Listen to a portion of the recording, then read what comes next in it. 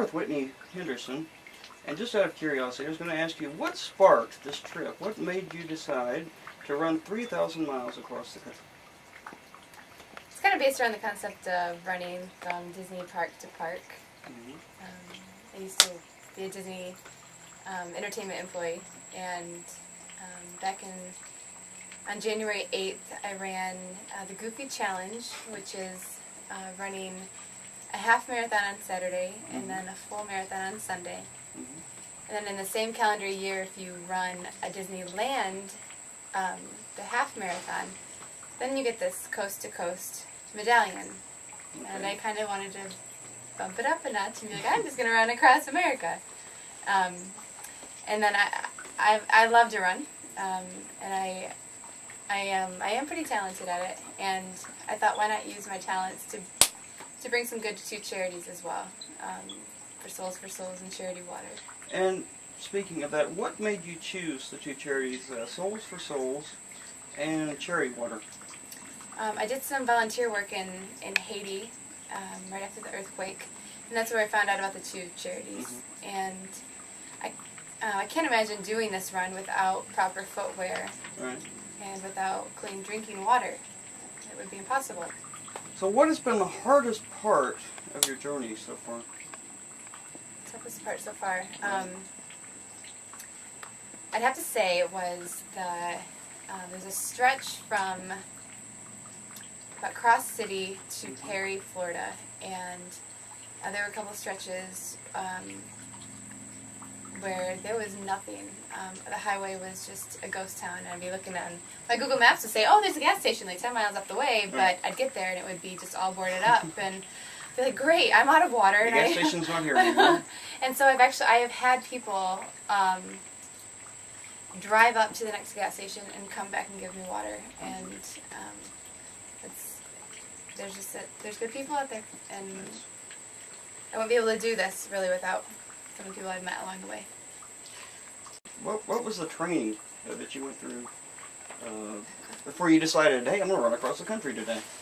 Well, I have always been an athlete, and I've loved to run ever since I was a little girl.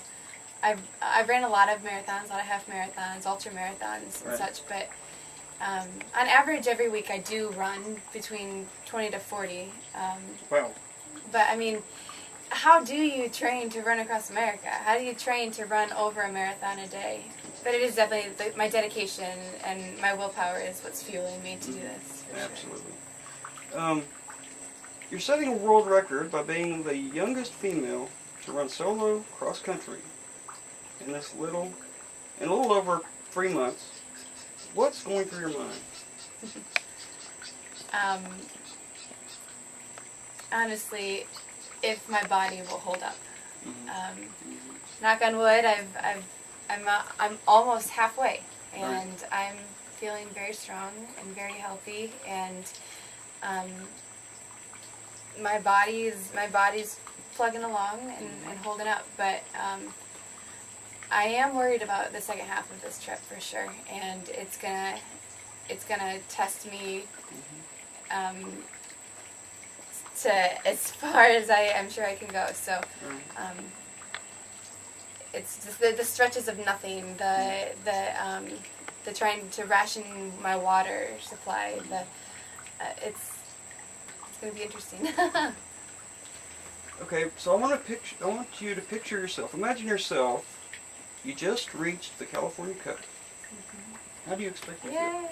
Yeah, I will feel such a sense of relief. I can't wait to see my family and my friends who say they'll be there on the coast. I'll be there the night of, if all goes as planned, the night of September 3rd. Okay. I'll be rolling into Anaheim, and then September 4th, that morning I run the Disneyland Half Marathon.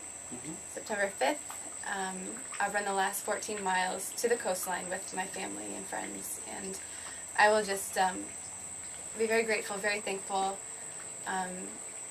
I feel just a sense of accomplishment.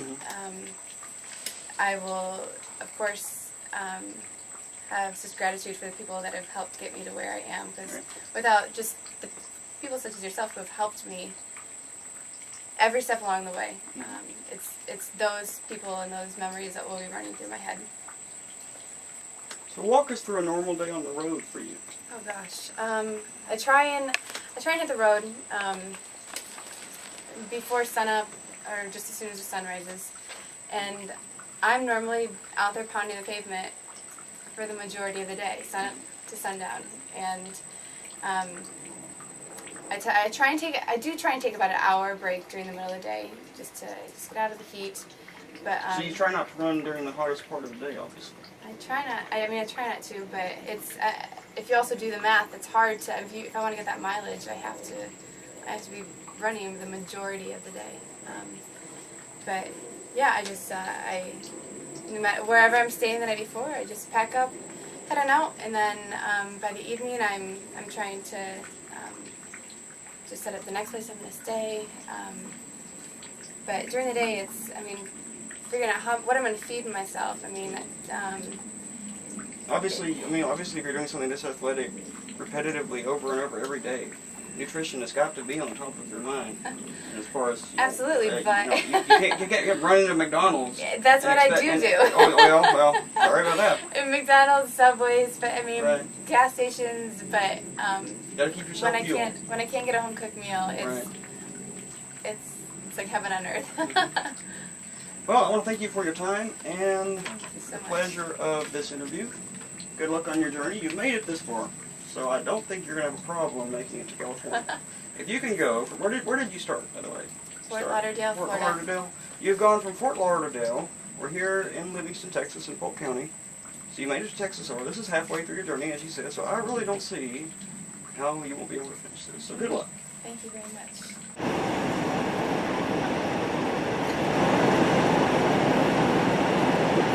That's how it's done.